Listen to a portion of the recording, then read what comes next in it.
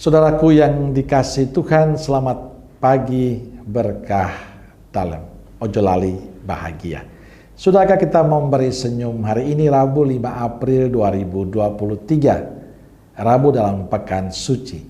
Mari kita awali permenungan kita hari ini dengan tanda kemenangan Kristus dalam nama Bapa dan Putra dan Roh Kudus. Amin. Permenungan kita diambil dari Injil Matius bab 26 ayat 14 sampai 25.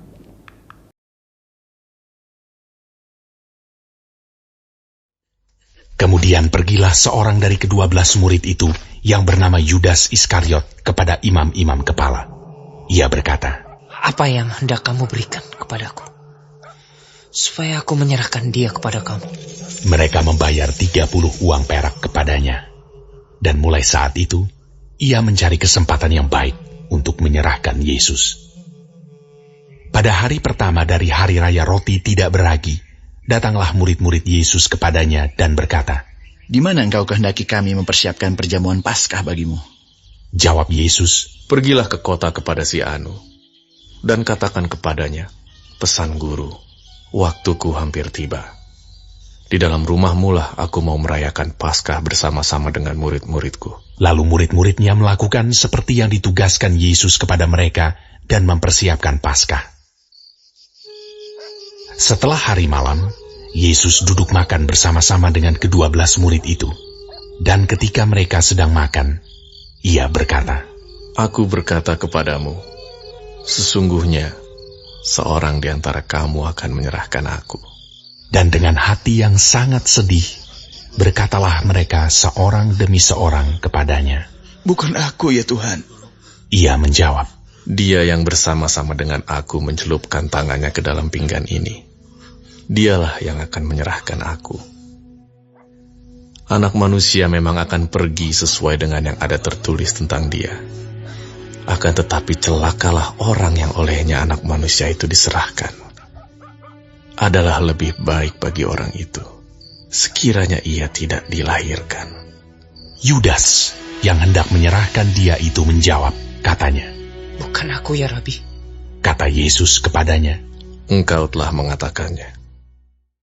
Saudaraku yang dikasihi Tuhan, Injil hari ini bercerita tentang Yudas yang mengkhianati Yesus. Yudas berani menjual gurunya hanya untuk mendapatkan 30 uang perak. Yang dipilih Yudas saat ini menjadi tren umat Katolik. Banyak orang Katolik yang menjual Yesus untuk mendapatkan kedudukan, mendapatkan popularitas, mendapatkan pasangan hidup, mendapatkan kekuasaan. Orang berani mengkhianati Yesus demi kepuasan duniawi semata. Kisah Yudas ini akan terus terjadi dalam kehidupan kita. Kita akan menemukan banyak dari antara kita yang berani menjual Yesus demi kepuasan dirinya. Kita akan menemukan banyak orang yang mengkhianati Yesus demi apa yang diinginkan. Mereka itu mungkin saja keluarga kita. Saat ini kita berhadapan dengan tantangan yang berat ini. Lalu apa yang bisa kita buat? Saya ingin mengajak kita untuk melihat yang pertama. Tekunlah mendekatkan diri dengan Yesus. Inilah persoalan hidup kita. Kita hanya memahami kekatolikan kita hanya dengan baptis. Lalu kita mulai cuek dengan segala sesuatu. Lalu bagaimana kita bisa membanggakan diri untuk menjadi orang Katolik kalau kita punya relasi dengan Tuhan itu jauh? Maka kunci untuk semakin bertahan, tetap setia adalah membangun relasi dengan Tuhan terus-menerus. Mempersembahkan diri dan suka duka hidup kita pada Tuhan. Dan saya meyakini Tuhan akan memberikan jalan terindah untuk kita. Yang kedua perlu menyadari bahwa semua yang kita punyai, yang kita miliki, harta kita, popularitas kita, kedudukan kita, ketenaran kita, kekuasaan kita, apapun yang kita miliki, pada akhirnya hanya kepuasan duniawi saja, hanya sementara, semuanya akan berakhir. Dan Tuhan tidak membutuhkan itu. Yang Tuhan butuhkan adalah kesetiaan kita pada Dia. Hanya mereka yang setia pada Kristus yang akan mendapatkan keselamatan kekal.